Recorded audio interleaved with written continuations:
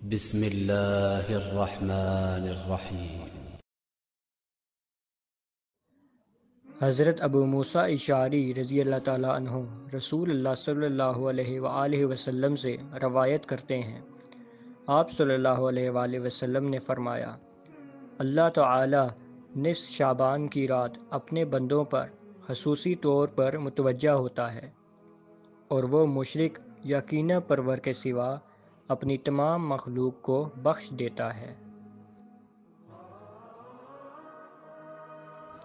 میں نے ایک رات رسول اللہ صلی اللہ علیہ وسلم کو غائب پایا، تو میں آپ کی تلاش میں باہر نکلی تو کیا دیکھتی ہوں کہ آپ بقیع قبرستان میں ہیں۔ آپ نے فرمایا، کیا تم ڈر رہی تھی کہ اللہ اور اس کے رسول تم پر ظلم کریں گے؟ میں نے عرض کیا، اللہ کے رسول، میرا گمان تھا کہ آپ اپنی کسی بیوی کے ہاں گئے ہوں گے۔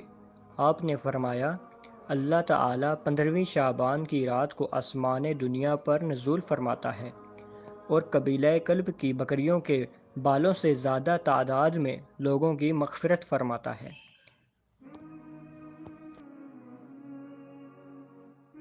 رسول اللہ صلی اللہ علیہ وسلم نے فرمایا، جب نصف شعبان کی رات آئے تو اس رات کو قیام کرو اور دن کو روزہ رکھو۔ اس رات اللہ تعالیٰ سورج کے غروب ہوتے ہی پہلے آسمان پر نزول فرما لیتا ہے اور صبح صادق طلوع ہونے تک کہتا رہتا ہے، کیا کوئی مجھ سے بخشش مانگنے والا ہے کہ میں اسے معاف کر دوں؟ کیا کوئی رزق طلب کرنے والا ہے کہ اسے رزق دے دوں؟ کیا کوئی کسی بیماری یا مصیبت میں مبتلا ہے کہ میں اسے عافیت عطا فرما دوں؟